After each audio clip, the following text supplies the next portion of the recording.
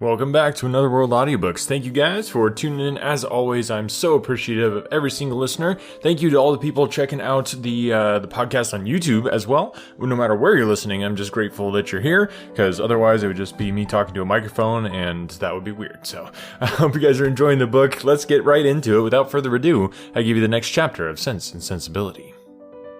Chapter 30.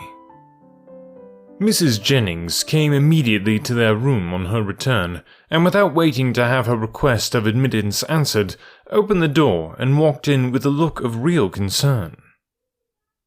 "How do you do, my dear?" said she, in a voice of great compassion to Marianne, who turned away her face without attempting to answer. "How is she, Miss Dashwood? Poor thing, she looks very bad. No wonder. Aye, it is but too true. He is to be married very soon. A good-for-nothing fellow. I have no patience with him. Mrs. Taylor told me of it half an hour ago, and she was told it by a particular friend of Miss Grey herself, else I am sure I should not have believed it, and I was almost ready to sink as it was. Well, said I, all I can say is, that if this be true, he has used a young lady of my acquaintance abominably ill, and I wish with all my soul his wife may plague his heart out. And so I shall always say, my dear, you may depend on it. I have no notion of men's going on in this way, and if ever I meet him again, I will give him such a dressing as he has not had this many a day. But there is one comfort, my dear Miss Marianne. He is not the only young man in the world worth having, and with your pretty face you will never want admirers. Well, poor thing, I won't disturb her any longer, for she had better have her cry out at once and have done with it. The Perrys and Sandersons, luckily, are coming tonight, you know, and that will amuse her." She then went away, walking on tiptoe out of the room, as if she supposed her young friend's affliction could be increased by noise. Marianne, to the surprise of her sister, determined on dining with them. Eleanor even advised her against it, but no, she would go down, she would bear it very well, and the bustle about her would be less. Eleanor, pleased to have her governed for a moment by such a motive, though believing it hardly possible that she could sit out the dinner, said no more, and adjusting her dress for her as well as she could, while Marianne still remained on the bed, was ready to assist her into the dining-room as soon as they were summoned to it. When there, though looking most wretchedly, she ate more and was calmer than her sister had expected.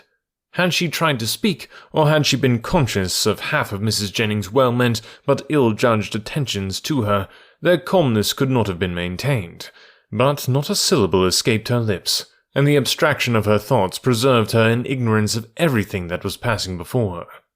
Eleanor, who did justice to Mrs. Jennings' kindness, though its effusions were often distressing and sometimes almost ridiculous, made her those acknowledgments and returned her those civilities which her sister could not make or return for herself. Their good friend saw that Marianne was unhappy, and felt that everything was due to her which might make her at all less so. She treated her, therefore, with all the indulgent fondness of a parent towards a favourite child on the last day of its holiday. Marianne was to have the best place by the fire, was to be tempted to eat by every delicacy in the house, and to be amused by the relation of all the news of the day. Had not Eleanor, in the sad countenance of her sister, seen a check to all mirth, she could have been entertained by Mrs. Jennings' endeavours to cure a disappointment in love by a variety of sweetmeats and olives and a good fire. As soon, however, as the consciousness of all this was forced by continual repetition on Marianne, she could stay no longer. With a hasty exclamation of misery, and a sign to her sister not to follow her, she directly got up and hurried out of the room. "Poor soul!" cried Mrs. Jennings as soon as she was gone. "How it grieves me to see her, and I declare if she has not gone away without finishing her wine, and the dried cherries too. Lord, nothing seems to do her any good. I am sure if I knew of anything she would like, I would send all over town for it. Well, it is the oddest thing to me that a man should use such a pretty girl so ill, but when there is plenty of money on one side and next to none on the other, Lord bless you, they care no more about such things." "The lady, then," Miss Grey, I think you called her, is very rich." £50,000, my dear? Did you ever see her? A smart, stylish girl, they say, but not handsome. I remember her aunt very well, Biddy Henshaw. She married a very wealthy man, but the family are all rich together. £50,000, and by all accounts it won't come before it's wanted, for they say he is all to pieces. No wonder, dashing about with his curricle and hunters. Well, it don't signify talking, but when a young man, be who he will, comes and makes love to a pretty girl and promises marriage, he has no business to fly off from his word only because he grows poor and a richer girl is ready to have him. Why don't he, in such a case, sell his horses, let his house, turn off his servants, and make a thorough reform at once? I warrant you Miss Marianne would have been ready to wait till matters came round. But that won't do nowadays. Nothing in the way of pleasure can ever be given up by the young men of this age." "Do you know what kind of a girl Miss Grey is? Is she said to be amiable?" "I never heard any harm of her. Indeed, I hardly ever heard her mentioned, except that Mrs. Taylor did say this morning that one day Miss Walker hinted to her that she believed Mr. and Mrs. Ellison would not be sorry to have Miss Grey married, for she and Mrs. Ellison could never agree." "And who are the Ellisons?" "Her guardians, my dear. But now she is of age and may choose for herself, and a pretty choice she has made. What now?" After pausing a moment, "Your poor sister is gone to her own room, I suppose, to moan by herself. Is there nothing one can get to comfort her? Poor dear, it seems quite cruel to let her be alone. Well, by and by we shall have a few friends, and that will amuse her a little. What shall we play at? She hates whist, I know, but is there no round game she cares for?" "Dear madame, this kindness is quite unnecessary. Marianne, I dare say, will not leave her room again this evening. I shall persuade her, if I can, to go early to bed, for I am sure she wants rest." I believe that will be best for her. Let her name her own supper and go to bed. Lord, no wonder she has been looking so bad and so cast down this last week or two, for this matter, I suppose, has been hanging over her head as long as that. And so the letter that came today finished it. Poor soul! I am sure if I had had a notion of it, I would not have joked her about it for all my money. But then, you know, how should I guess such a thing? I made sure of its being nothing but a common love letter, and you know young people like to be laughed at about them. Lord, how concerned Sir John and my daughters will be when they hear it. If I had my senses about me, I might have called in Conduit Street on my way home and told them of it, but I shall see them tomorrow." "It would be unnecessary, I am sure, for you to caution Mrs. Palmer and Sir John against ever naming Mr. Willoughby, or making the slightest allusion to what has passed before my sister. Their own good nature must point out to them the real cruelty of appearing to know anything about it when she is present, and the less that may ever be said to myself on the subject, the more my feelings will be spared, as you, my dear madame, will easily believe." "Oh, Lord, yes, that I do indeed. It must be terrible for you to hear it talked of, and as for your sister, I am sure I would not mention a word about it to her for the world. You saw I did not all dinner time. No more would Sir John nor my daughters, for they are all very thoughtful and considerate, especially if I give them a hint, as I certainly will. For my part, I think the less that is said about such things, the better, the sooner 'tis blown over and forgot. And what good does talking ever do, you know?" "In this affair it can only do harm, more so perhaps than in many cases of a similar kind, for it has been attended by circumstances which, for the sake of everyone concerned in it, make it unfit to become the public conversation. I must do this justice to Mr. Willoughby. He has broken no positive engagement with my sister." "Law, my dear, don't pretend to defend him. No positive engagement indeed, after taking her all over Allenham House, and fixing on the very rooms they were to live in hereafter." Eleanor, for her sister's sake, could not press the subject farther, and she hoped it was not required of her for Willoughby's, since, though Marianne might lose much, he could gain very little by the enforcement of the real truth. After a short silence on both sides, Mrs. Jennings, with all her natural hilarity, burst forth again.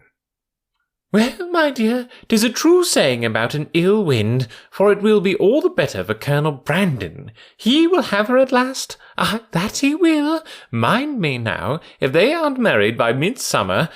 Lord, how he'll chuckle over this news. I hope he will come tonight. It will be all to one a better match for your sister. 2,000 a year, without debt or drawback, except the little love-child, indeed. Aye, I had forgot her, but she may be prenticed out at a small cost, and then what does it signify? Detterford is a nice place, I can tell you. Exactly what I call a nice old-fashioned place, full of comforts and conveniences, quite shut in with great garden walls that are covered with the best fruit trees in the country, and such a mulberry tree in one corner. Lord, how Charlotte and I did stuff the only time we were there. Then there is a dovecote, some delightful stew ponds, and a very pretty canal, and everything, in short, that one could wish for. And, moreover, it is close to the church, and only a quarter of a mile from the turnpike road, so 'tis never dull, for if you only go and sit up in an old yew arbour behind the house, you may see all the carriages that pass along. Oh, 'tis a nice place. A butcher hard by in the village, and the parsonage house within a stone's throw. To my fancy, 1,000 times prettier than Barton Park, where they are forced to send 3 miles for their meat, and have not a neighbour nearer than your mother.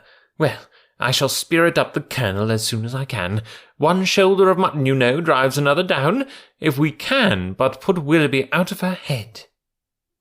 Aye, if we can do that, mum, said Eleanor. We shall do very well with or without Colonel Brandon. And then, rising, she went away to join Marianne, whom she found, as she expected, in her own room, leaning in silent misery over the small remains of a fire, which, till Eleanor's entrance, had been her only light. "You had better leave me," was all the notice that her sister received from her. "I will leave you," said Eleanor, "if you will go to bed." But this, from the momentary perverseness of impatient suffering, she at first refused to do. Her sister's earnest, though gentle persuasion, however, soon softened her to compliance, and Eleanor saw her lay her aching head on the pillow, and, as she hoped, in a way to get some quiet rest before she left her. In the drawing-room, whither she then repaired, she was soon joined by Mrs. Jennings, with a wine-glass full of something in her hand. "My dear," said she, entering, "I have just recollected that I have some of the finest old Constantia wine in the house that ever was tasted, so I have brought a glass of it for your sister. My poor husband, how fond he was of it! Whenever he had a touch of his old colicky gout, he said it did him more good than anything else in the world. Do take it to your sister." "Dear mum," replied Eleanor, smiling at the difference of the complaints for which it was recommended. "How good you are! But I have just left Marianne in bed, and I hope almost asleep, and as I think nothing will be of so much service to her as rest, if you will give me leave, I will drink the wine myself." Mrs. Jennings, though regretting that she had not been 5 minutes earlier, was satisfied with the compromise, and Eleanor, as she swallowed the chief of it, reflected that, though its effects on a colicky gout were, at present, of little importance to her, its healing powers, on a disappointed heart, might be as reasonably tried on herself as on her sister. Colonel Brandon came in while the party were at tea, and by his manner of looking round the room for Marianne, Eleanor immediately fancied that he neither expected nor wished to see her there, and, in short, that he was already aware of what occasioned her absence. Mrs. Jennings was not struck by the same thought, for soon after his entrance she walked across the room to the tea-table where Eleanor presided, and whispered, "The Colonel looks as grave as ever, you see. He knows nothing of it. Do tell him, my dear." He shortly afterwards drew a chair close to hers, and with a look which perfectly assured her of his good information, inquired after her sister. "Marianne is not well," said she. "She has been indisposed all day, and we have persuaded her to go to bed." "Perhaps, then," he hesitatingly replied, "what I heard this morning may be. There may be more truth in it than I could believe possible at first." "What did you hear?" "That a gentleman, whom I had reason to think—in short, a man whom I knew to be engaged. But how shall I tell you? If you know it already, as surely you must, I may be spared." "You mean," answered Eleanor with forced calmness, "Mr. Willoughby's marriage with Miss Grey? Yes, we do know it all. This seems to have been a day of general elucidation, for this very morning first unfolded it to us. Mr. Willoughby is unfathomable. Where did you hear it?" "In a stationer's shop in Pall Mall, where I had business. 2 ladies were waiting for their carriage, and one of them was giving the other an account of the intended match, in a voice so little attempting concealment that it was impossible for me not to hear all. The name of Willoughby, John Willoughby, frequently repeated, first caught my attention, and what followed was a positive assertion that everything was now finally settled respecting his marriage with Miss Grey. It was no longer to be a secret. It would take place even within a few weeks, with many particulars of preparations and other matters. One thing especially, I remember, because it served to identify the man still more. As soon as the ceremony was over, they were to go to Combe Magna, his seat in Somersetshire. My astonishment, but it would be impossible to describe what I felt. The communicative lady, I learnt on inquiry, for I stayed in the shop till they were gone, was a Miss Ellison, and that, as I have been since informed, is the name of Miss Grey's guardian." "It is. But have you likewise heard that Miss Grey has £50,000? In that, if in anything, we may find an explanation." "It may be so, but Willoughby is capable, at least I think—" He stopped a moment, then added in a voice which seemed to distrust itself, "And your sister? How did she—" "Her sufferings have been very severe. I have only to hope that they may be proportionately short. It is a most cruel affliction. Till yesterday, I believe, she never doubted his regard, and even now, perhaps, but I am almost convinced that he never was really attached to her. He has been very deceitful, and in some points there seems a hardness of heart about him." "Ah," said Colonel Brandon, "there is indeed. But your sister does not, I think you said so, she does not consider quite as you do?" "You know her disposition, and may believe how eagerly she would still justify him if she could."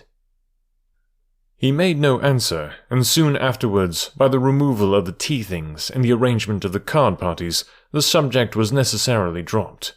Mrs. Jennings, who had watched them with pleasure while they were talking, and who expected to see the effect of Miss Dashwood's communication in such an instantaneous gaiety on Colonel Brandon's side, as might have become a man in the bloom of youth, of hope and happiness, saw him, with amazement, remain the whole evening more serious and thoughtful than usual.